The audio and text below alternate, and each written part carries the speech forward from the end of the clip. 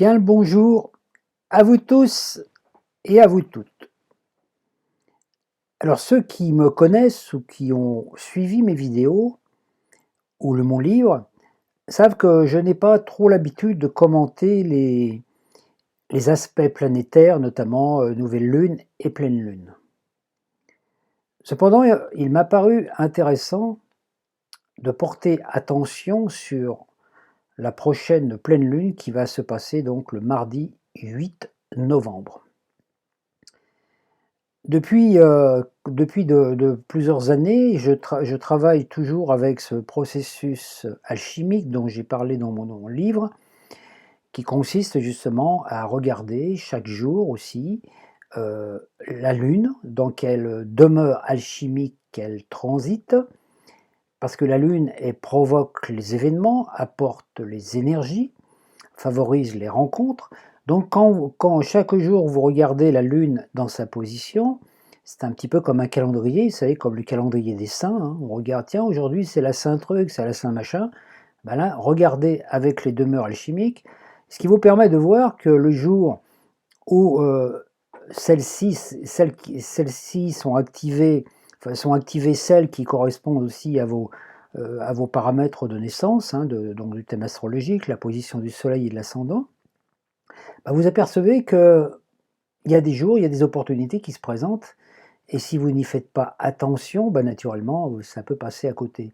Moi, ça fait déjà plusieurs années que je travaille dessus. Tous les jours, je me concentre quelques instants dans ma méditation sur le transit de la lune du jour, et puis aussi bon, sur le soleil, la position du soleil. Dans la demeure alchimique, il y a aussi l'ange du jour. Donc déjà, rien que le fait de regarder ça, quand vous avez votre demeure alchimique solaire qui est activée naturellement, bah, ça va avoir un impact important pour vous, hein. Donc là, j'ai décidé de regarder, de jeter un coup d'œil un peu sur la pleine lune qui se présente, euh, en adaptant, en travaillant avec ce que j'ai l'habitude, c'est-à-dire les demeures alchimiques, lunaires, et aussi les anges planétaires, donc les 72 génies de la Kabbale, que j'utilise aussi dans mes études zodiacales et tout ça. Donc vous allez voir, c'est un petit peu différent de ce que peut dire un astrologue, les conclusions seront certainement les mêmes, mais peut-être qu'il y aura peut-être des détails en plus, parce que j'ai pensé que elle n'est pas banale cette pleine lune. Nous avons déjà dans un premier temps une conjonction de la Lune d'Uranus et de nœud lunaire nord, hein, qui est en quadrature, donc en aspect de conflit avec Saturne qui est en Verseau, qui lui-même est en quadrature avec le Soleil, qui est encadré par Vénus et Mercure. En même temps, vous avez aussi Jupiter conjoint à Neptune qui est en quadrature avec Mars. Donc ça fait beaucoup d'aspects. Les aspects de quadrature sont des aspects de conflit, sont des aspects qui génèrent des situations. Alors, quand même, il faut voir que les planètes, ne paniquez pas avec tout ce que je vais vous dire, les planètes dirigent, donnent des instructions à ceux qui sont initiés, qui sont connaissants, qui ont la conscience ouverte, puis naturellement bah, manipulent ceux qui ne le sont, ceux qui ne croient pas à toutes ces choses, ou ceux qui n'y portent pas attention. Donc les planètes ne sont pas nos ennemis. Donc quand il y a un aspect de quadrature entre deux planètes, cela indique qu'il y a des énergies conflictuelles dans le cosmos qui sont en place et qu'elles vont nous impacter naturellement au niveau personnel. Mais si nous sommes vigilants, nous allons pouvoir justement les utiliser pour à bon escient. Alors déjà, le Soleil encadré par Vénus et Mercure. C'est quand même assez rare. Bon, c'est vrai que ces deux planètes sont souvent très près du Soleil, mais là, il y a vraiment un bel aspect, comme le Soleil représente la volonté, la conscience, puis d'un côté, vous avez Vénus, la planète de l'amour, des sentiments, et de l'autre, vous avez Mercure, la planète de l'intellect et de la compréhension. Donc, quand vous regardez une conjonction entre Vénus et Mercure, hein, c'est-à-dire entre Hermès et Aphrodite, engendre l'hermaphrodite. Dans l'arbre de vie, vous trouverez ça avec la carte des étoiles, la carte 17, hein, qui est une carte de chance, de régénération, etc. Donc on voit le soleil qui est encadré par ces deux aspects. Alors c'est intéressant puisque cela indique que c'est un moment dans l'univers où vous avez la possibilité, en vous connectant à votre centre, à votre soleil, d'être capable de trouver l'équilibre entre votre masculin, votre féminin, entre vos sentiments, vos émotions, entre l'électricité, le magnétisme, et avec le soleil, vous allez pouvoir créer quelque chose de magnifique. Or, ce transit s'accomplit donc dans le signe du Scorpion, dans la demeure alchimique 18, qui est celle justement de l'alchimie et de la Lune. Alors, c'est-à-dire qu'en fait, c'est une capacité d'entrer en contact avec, je dirais, les mémoires akashiques, vos mémoires personnelles, vos mémoires transgénérationnelles, donc d'avoir une imagination fabuleuse. Hein. L'imagination, c'est la capacité donc de créer par la magie aussi. Hein, la magie, donc la pensée étant créatrice, quand vous pensez quelque chose, vous assemblez il y a des particules qui s'assemblent et qui vont concrétiser la chose telle que vous la voyez. Donc la matière nous renvoie toujours le monde et les gens tels que nous pensons qu'ils sont. Donc nous sommes des magiciens. Alors avec cet arcane 18 là qui englobe tout ça, c'est une journée où vous allez pouvoir utiliser votre imagination créatrice de façon très positive, mais comme il y a des quadratures, ça veut dire attention, parce qu'il va y avoir aussi tout l'aspect négatif de la Lune là-dedans, c'est-à-dire tout le côté fantasme, illusion, inconscient collectif, donc je dirais la pensée collective dans sa globalité. Hein, c'est-à-dire l'inconscient collectif, tout ce qui nous maintient dans la matrice, dans les mirages, dans l'illusion. Alors cette conjonction de Vénus et du Soleil et de Mercure est sous influence d'un ange planétaire qui s'appelle Ariel. Hein. Ariel, c'est un ange qui travaille aussi avec l'arcane de la tempérance. Hein, donc voilà, et c'est intéressant, vous voyez. Donc je peux dire, attention, ce jour-là, ça va être la grande lessive. Hein. Hein, c'est intéressant ce nom Ariel, puisque c'est aussi un nom de lessive. Hein, désolé pour l'ange, mais voilà, c'est ça. Donc en fait, alors comme avec les énergies du Verseau, on est en plein aussi dans un grand lessivage au niveau du collectif, c'est-à-dire que tout l'ancien doit se débarrasser. Hein, c'est la période un petit peu, c'est dans une machine à laver, quand il y a eu le linge qui a été lavé, il y a l'essorage, et puis après il y a l'évacuation des eaux usées. Ben, c'est ce qu'on est en train de vivre au niveau terrestre actuellement. C'est pour ça que Uranus apporte le chaos, un chaos rédempteur. Uranus, c'est l'énergie qui apporte toujours de l'eau nouvelle, une nouvelle conscience, mais au début, il n'y a rien d'organisé. Donc, Uranus provoque des transformations, puisqu'il est dans le signe du Taureau, en relation avec la matière, le monde humain, et puis Saturne, petit à petit, va commencer à construire le nouveau monde.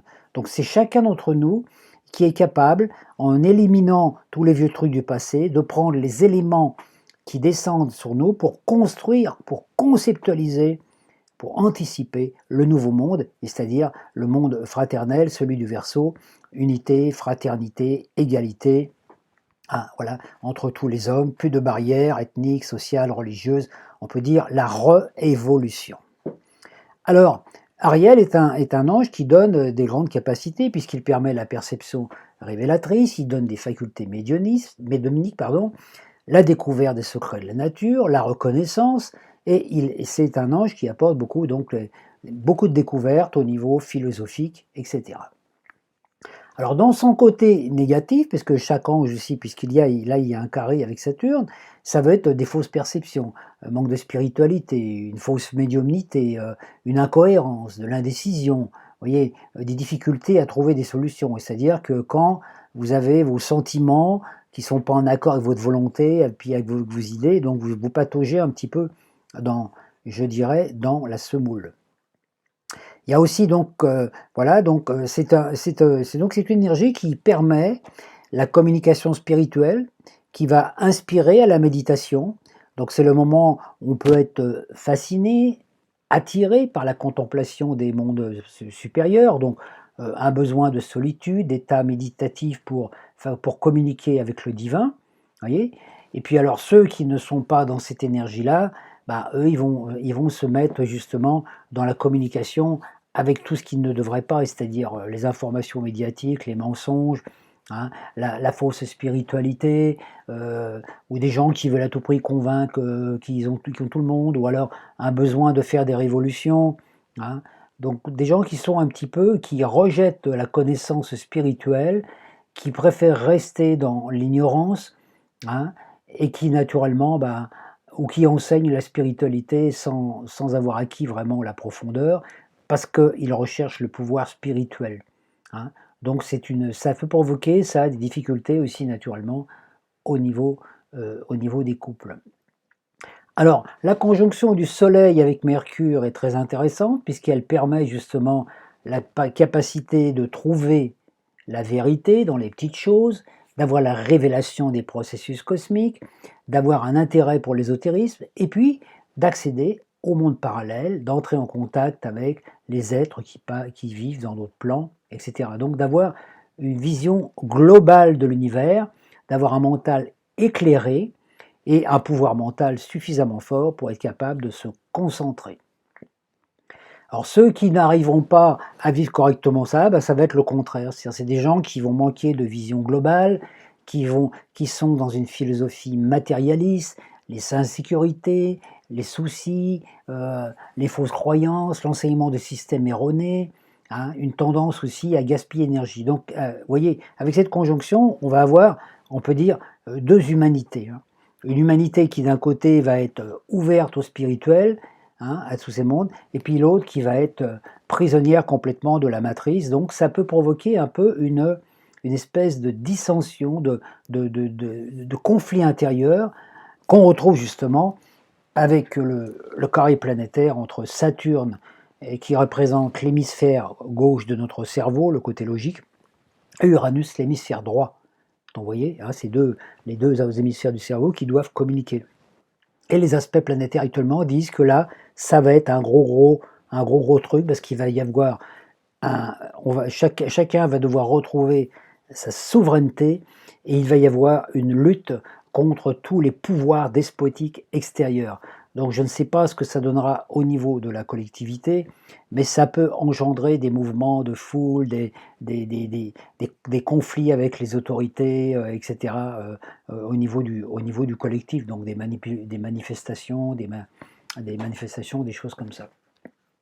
Donc c'est important, vous voyez, si vous concentrez bien, donc dans ce jour-là, je vous conseille d'essayer de prendre du temps quand même pour vous ressourcer, pas pour courir partout à l'extérieur, hein. Et puis, vous voyez, ça vous donnera des aptitudes à comprendre aussi la technologie, à pénétrer votre subconscient, à comprendre les analogies, hein, entre les univers et le monde terrestre, entre les plans de la création, à développer la conscience et à découvrir l'inconnu par le connu. Alors naturellement, tous ceux qui ne sont pas dans cette connexion avec leur lumière intérieure, ils vont rien comprendre, ils vont pas comprendre la loi, les principes, voilà, ces gens qui vont avoir peur, par exemple, peur de la solitude, hein, difficulté à faire des amis, donc des gens qui ont tendance à s'isoler, à s'enfermer chez eux, ou qui vont s'enfermer dans le passé, et s'attacher à des concepts dépassés, révolus, qui ne veulent pas lâcher ce qui doit être lâché, et que naturellement, c'est des gens qui vont se faire rester dans l'ignorance, hein, vous voyez, la science sans conscience, voilà, ou des gens qui ont difficulté à comprendre ce qui se passe, etc. Donc on a deux possibilités. Actuellement, on ne peut plus comprendre et vivre dans ce monde sans ouvrir notre conscience. Je l'avais dit en alchimie, il y a les trois phases, l'œuvre noire, l'œuvre blanc, l'œuvre rouge. Dans l'œuvre noire, on apprend des nouvelles choses, on reformate, hein, on apprend, on ouvre son cerveau à d'autres possibilités, donc on crée, on peut dire, des logiciels à l'intérieur de notre tête, hein. Dans l'œuvre blanc, on active ces nouveaux logiciels et on enlève les anciens, hein, par les confrontations. Et dans l'œuvre rouge, on est dans la transmutation. C'est-à-dire que par exemple, si vous apprenez quelque chose par rapport à la loi d'attraction, par exemple la pensée créative, après dans votre quotidien, il va falloir l'appliquer, ça, le ressentir. Si vous ne le ressentez pas, ça restera dans la tête et ça ne fonctionnera pas. Donc il n'y aura pas de transmutation. Et ces trois œuvres se font simultanément. J'apprends une nouvelle chose, je la mets en pratique, je l'expérimente, elle me transforme. Donc si je la prends et que je la mets dans un coin, c'est un petit peu la même chose, vous voyez, par exemple avec, mon livre, vous voyez, il y a pas mal de gens qui ont lu mon livre. Alors on peut lire le livre et puis le mettre dans un coin, voilà, le ranger, bon, ça peut même servir à caler un meuble, hein, pourquoi pas, hein, ou à caler une étagère et en même temps, bah, il y a pas la s'il y a pas la pratique, le livre suffit pas. Il faut mettre en pratique, il faut méditer, il faut essayer d'approfondir ce qui est écrit dedans, mettre en pratique, sinon, bah, ça reste juste un livre, ou un catalogue, hein, voilà. Donc alors quand on voit aussi donc cet aspect, le soleil en carré avec Saturne. Alors ça correspond, hein, dans l'arbre de vie à l'arcane 7, le chariot.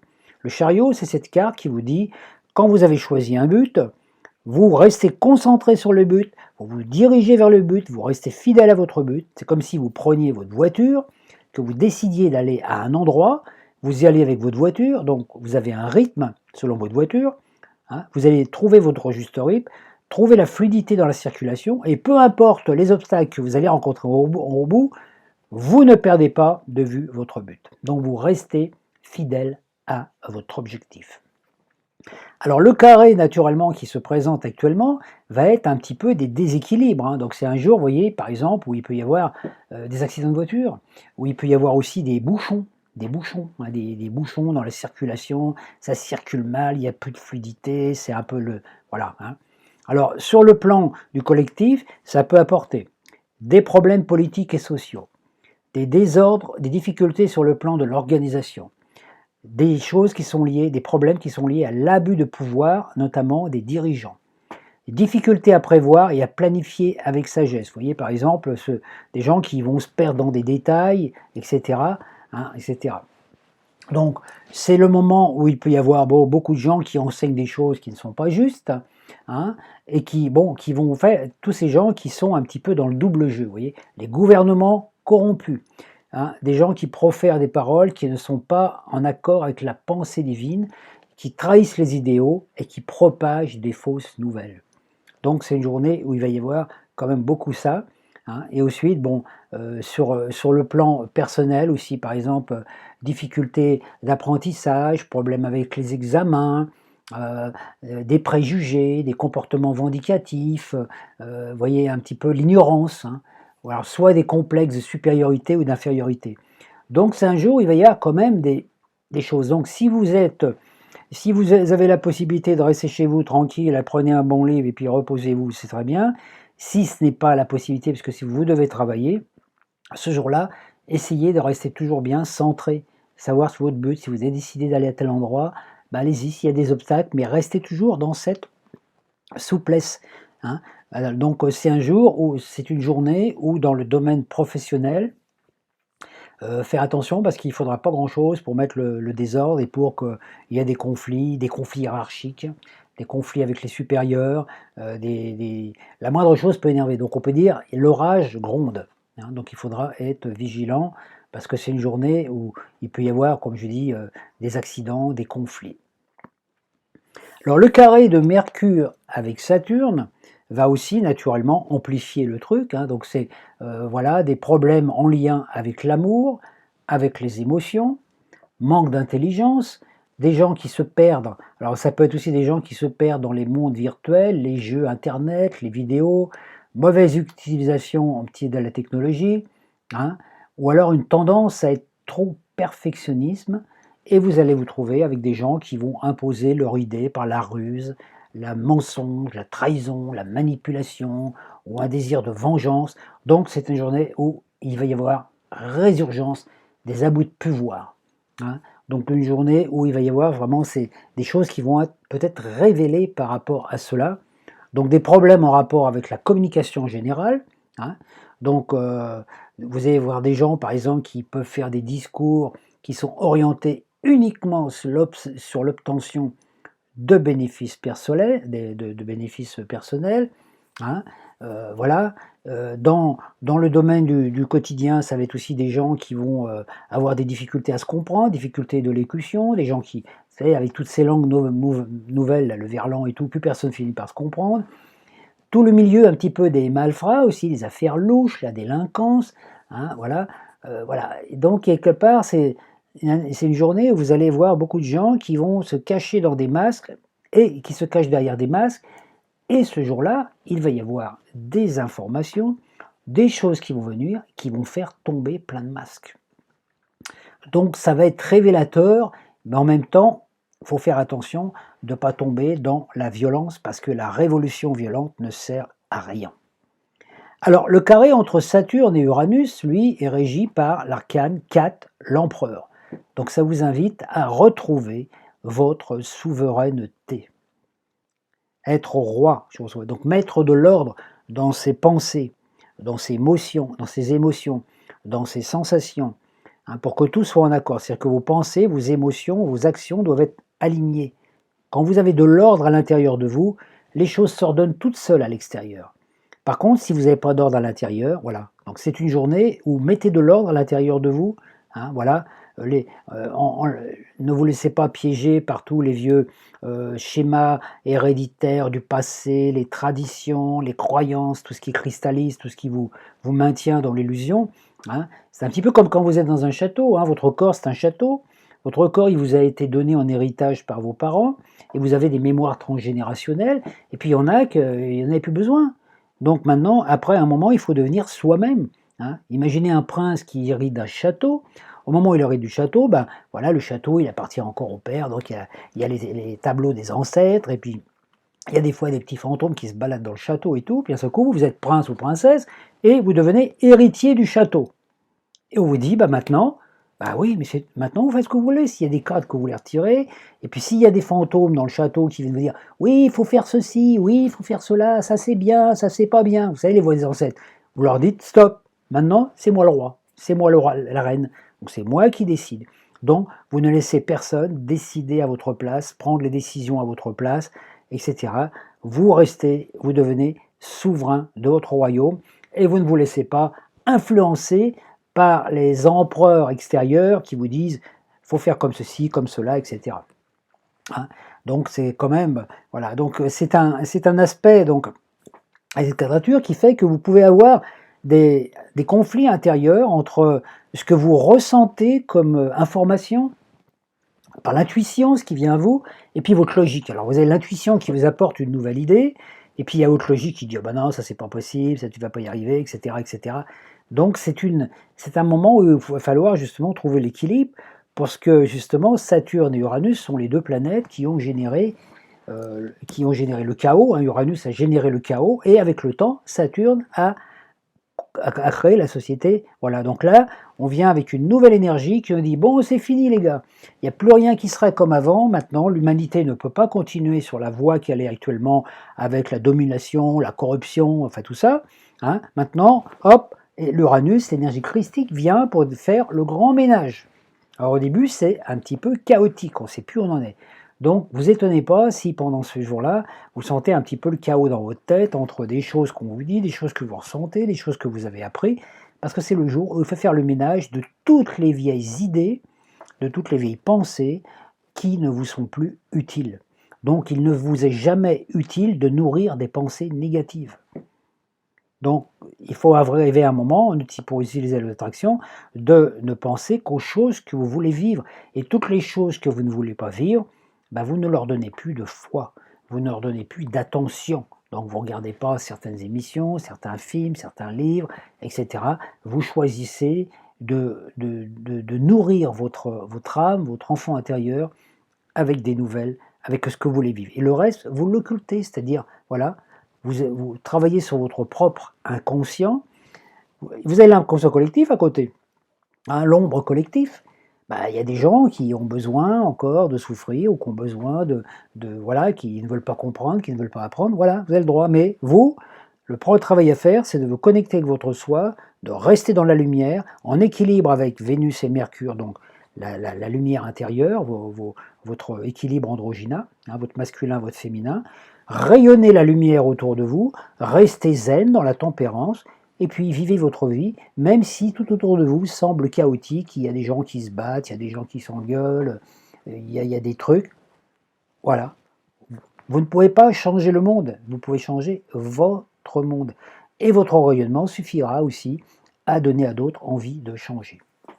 Donc, dans cet aspect de quadrature, naturellement, ça peut être des une journée où il peut y avoir une spiritualité dangereuse, des enseignements spirituels dangereux qui peuvent être mis en place.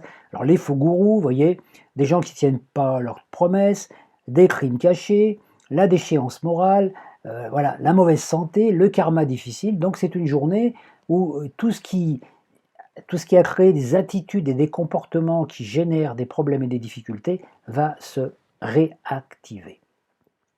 Donc il y aura des problèmes aussi probablement liés relatifs à la protection. Abus de pouvoir, police, armée, système juridique affecté par la corruption, difficulté à obtenir la justice, incompréhension du sens de l'épreuve. Donc vous sentirez un peu de l'instabilité, de l'incohérence. Certains auront envie de se venger, hein, voilà, ou de punir les autres. Hein. D'autres fuiront devant leurs responsabilités, avec une espèce de froideur. Donc c'est un jour où il y a des forces sombres qui vont être là quand même, et qu'ils ne vont pas hésiter à utiliser des moyens illicites, etc. Donc la délinquance, la criminalité, la violence, les fraudes, les cambriolages, et voilà, tout ça, ce jour-là, ça va être vraiment une journée où ça va bouger un petit peu pour être nettoyé justement. Donc ne vous laissez pas piéger par tout ce qui peut se passer ce jour-là. Alors vous voyez, comme je vous l'avais dit, Ariel donc va phosphoriser justement la grande lessive, et puis justement la conjonction de Lune-Uranus qui se passe dans la demeure alchimique qui est liée à l'empereur aussi, vous voyez, on retrouve encore la même chose avec le même ange, hein, donc qui établit ces connexions entre les deux. Donc c'est un jour très important. La nouvelle lune, enfin la pleine lune, la conjonction de Lune et Uranus se passe juste avec le nœud lunaire. Alors le nœud lunaire, ça montre vers quoi doit aller la planète. Un nœud lunaire en Taureau, ça indique que la planète que l'humanité en général, doit sortir des périodes de crise, des périodes de conflit, de violence, hein, du Scorpion, pour aller vers le Taureau. C'est le moment où il faut cheminer vers la paix. Hein. Alors il y a aussi un autre aspect, qui est l'aspect de Neptune, qui est Neptune-Jupiter en carré avec Mars. Alors ça, justement, ça va aussi, le carré Jupiter-Mars, c'est toujours les conflits avec les forces de police, hein, avec toutes ces choses-là. Donc c'est le moment où il peut y avoir, au niveau personnel, vous voyez, des abus de pouvoir, des gens qui sont avides, des gens qui ont tendance à vous dominer, hein, avec des sentiments de supériorité. Donc c'est des journées où il peut y avoir des faillites, des échecs professionnels. Hein. Donc on peut dire un pouvoir pas très lumineux quelque part. Et où il y a naturellement de l'imprévoyance, de l'imprudence, hein, voilà, des activités superficielles qui noient le poisson, hein, et en même temps, bon alors voilà, les chutes, les accidents, les maladies, la ruine, hein, les catastrophes, etc. C'est-à-dire c'est une journée où il y a des gens qui, sans s'en rendre compte, peuvent avoir des actions irréfléchies qui vont provoquer des catastrophes. Donc peut-être, je ne sais pas, peut-être qu'il y aura des incendies involontaires, des accidents, des émeutes. Hein. Je sais que c'est pas très positif tout ce que je dis, mais en même temps c'est pour vous dire, ce jour-là, soyez vigilants parce qu'il va y avoir tout ça. Donc ça peut être aussi une paralysie intérieure et extérieure du pays, hein. C'est-à-dire une difficulté, comme je disais, une difficulté de circuler, etc. Donc une journée où ça va pas être très cool. Hein. Alors au niveau collectif, alors naturellement, moi j'ai établi la carte du ciel au niveau collectif par rapport à la France, donc ça va nous toucher, nous, en tant que France, puis il y a aussi au niveau personnel, parce que ces aspects-là vont avoir un effet dans la globalité, mais vont avoir des interactions avec vos positions planétaires dans votre thème. Alors si vous êtes natif du Scorpion, deuxième décan, du Verseau, deuxième décan, ou du Taureau, deuxième décan, vous serez peut-être plus affecté que les autres. Hein. Et moi, je vous dirai par la suite ce qui va se passer, parce que j'ai cette conjonction de Saturne qui est juste sur mon soleil de naissance, donc ça réactive beaucoup de choses dans mon thème. Donc c'est aussi pour ça que j'ai sans doute porté intérêt à tout ça. Donc là, on se retrouve avec le Scorpion, donc c'est-à-dire par rapport à la France, on a un nœud lunaire dans la maison 4, c'est-à-dire il apparaît qu'actuellement, donc voilà, c'est comme s'il y avait une situation de pouvoir, hein, la sphère politique, voilà, la police, donc on veut dire le gouvernement, hein, les gens qui nous gouvernent quelque part, doivent maintenant sortir de leur sphère je dirais, de supériorité, d'autorité, pour s'occuper un peu de la paix du peuple. Parce que tous les conflits qu'il y a au niveau politique, tous les conflits qu'il y a au niveau religieux, politique, hein, tout ce qui se passe dans les sphères secrètes un petit peu des gouvernements, de l'Élysée, tout ça, hein, faut qu'ils arrêtent de s'entretuer, de s'entrebattre pour des idées, etc. L'important maintenant, c'est qu'on demande aux dirigeants de la France de s'occuper du bien-être des Français, de recréer cette notion de solidarité, humanité. Hein. Uranus en taureau nous oblige à ça, à nous retrouver en tant qu'êtres et à ne pas négliger non plus le côté émotionnel. Nous ne sommes pas que des robots, nous sommes des êtres avec des émotions, nous avons besoin d'être ensemble, de vivre ensemble, de partager de la joie, du bonheur, de la nourriture, de l'argent ensemble et de vivre ensemble. Là, ce jour-là, tout l'accent va être mis là-dessus au niveau du collectif. Donc, vous voyez, tout ce qui est autorité écrasante, tout ce qui amène à la dépendance, au déclassement social, tout ça, hein, donc le besoin aussi de commander, de contrôler des dirigeants, naturellement, et de commander des gens faibles, etc., ça fait partie un petit peu du passé. Hein. Donc on va retrouver ce jour-là des gens qui vont rester dans ce passé, hein, qui seront tentés de privilégier leur sphère professionnelle, la reconnaissance sociale, hein, aux dépens de leur vie affective et émotionnelle, mais des luttes et des rivalités sociales vont venir mettre tout ça en problème. Hein. C'est-à-dire que ces gens doivent comprendre, ces gens qui nous gouvernent doivent comprendre que toute forme de lutte contre ceci ou cela ne fait que maintenir dans des climats de guerre intérieure reflétés dans le monde extérieur. Et que seule la paix et l'harmonie peuvent permettre de ressourcer les choses. Donc, on retrouvera une bonne situation en France. Hein. Donc, vous voyez, alors, comme on voit ce dessus dans Scorpion, ça fait penser aussi à l'Ukraine. Il faut arrêter de s'occuper de ce qui se passe dans les pays étrangers, et puis c'est sans arrêt de critiquer, d'intervenir, etc. etc. Hein, on peut dire, chacun doit s'occuper de balayer devant sa porte. C'est comme si vous, dans votre famille, vous aviez des conflits avec vos enfants, vos parents et tout, et que vous allez vous occuper de régler les problèmes du voisin. On vous dit, laisse les voisins s'occuper, va déjà, mais fais la paix chez toi, la paix intérieure. Parce que la paix extérieure ne peut pas venir tant qu'il n'y a la paix intérieure. Et nous, en France, on est dans un pays où on est en espèce de guerre, de conflit intérieur, il y a beaucoup de misère, il y a beaucoup de tout ça, et on veut aller régler, on veut aller mettre la paix ou installer la paix dans les pays étrangers. Dans les pays étrangers. Excusez-moi, ça c'était pas prévu. Donc on veut mettre la paix dans les pays étrangers. Comment est-ce qu'on peut apporter à l'étranger ce qu'on n'a pas nous-mêmes? Donc on peut dire que c'est le jour où les gouvernements doivent se poser la question, il serait peut-être temps de s'occuper un petit peu des Français et d'amener la paix en France. Hein. Naturellement, si on veut gagner de l'argent et qu'on vend des armes aux étrangers, aux pays étrangers pour faire des guerres, ou qu'on envoie des gens pour se battre là-bas, on ne peut pas avoir la paix. Et donc c'est une journée, il va y avoir une réflexion là-dessus, très important. Vous voyez, donc il faut lâcher tout ça, il faut sortir des facilités matérielles, hein, il faut aller vers le côté plus humain, retrouver l'humanité. L'humanité du Verseau, c'est une humanité d'amour, de partage fraternel, d'entraide. Hein. Donc, il faut laisser de côté les désirs de grandeur pour goûter aux joies simples de la vie. Voilà. Sortir de tout combat pour défendre ses droits ou ceux des autres. Voilà. Et on en oublie trop souvent que le bonheur et la joie sont dans la simplicité.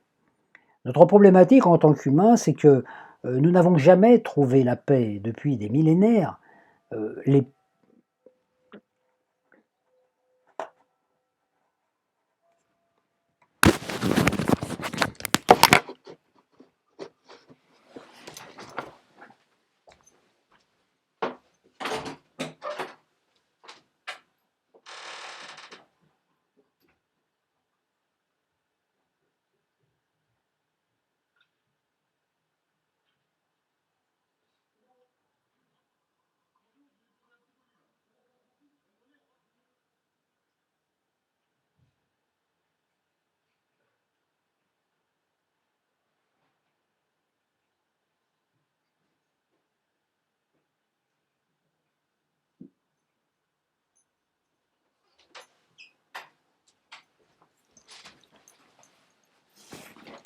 Excusez-moi pour cette petite interruption. Voilà, comme je disais, bah, je voulais être en paix, puis en fait, bah, voilà, il y a un truc qui vient et qui met un petit peu le désordre. Oui, donc c'était simplement pour dire que c'est un moment où on doit trouver cette paix à l'intérieur de nous, hein. L'humanité, voilà, l'humanité du Verseau, c'est ça, c'est cette entraide, ce bonheur, le dévouement sincère. Nous sommes tous un. Donc c'est une journée où il va y avoir ce grand travail à faire. Donc au niveau, je dirais, c'est pas une journée où il faut vous occuper trop de ce qui se passe à l'extérieur, dans les remue-ménages et tout ça. Remue-ménage, vous voyez aussi, hein, mais surtout dans l'intérieur.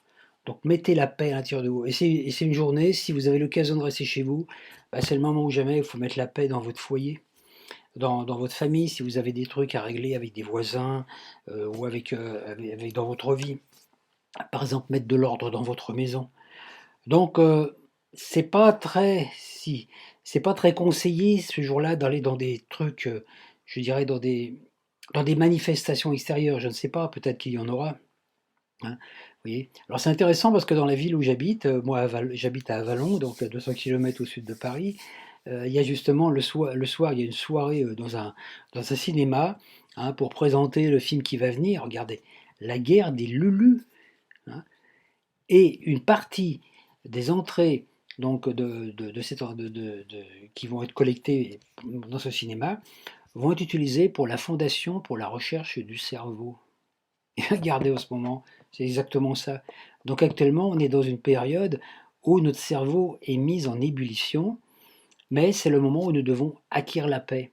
Alors si vous êtes dans une démarche spirituelle, voilà, parce que autrement vous n'écouteriez pas cette vidéo, ben voilà, pacifier. C'est pas le moment, c'est le moment où vous avez appris plein de choses au niveau spirituel, c'est dans votre intérieur, et c'est le moment où il faut dire tout va bien, est en paix. Même si à l'extérieur tout vous montre donc restez dans votre bulle de lumière. Donc c'est pas un jour si vous avez par exemple des conflits avec vos supérieurs ou avec des gens, c'est pas ce jour-là idéal pour aller, comment je vais dire, essayer de régler les conflits. Parce que voilà, donc bon voilà, tout ce que je vous ai dit, moi, ce ne sont que de la prévision, hein, ça va peut-être pas se passer comme ça.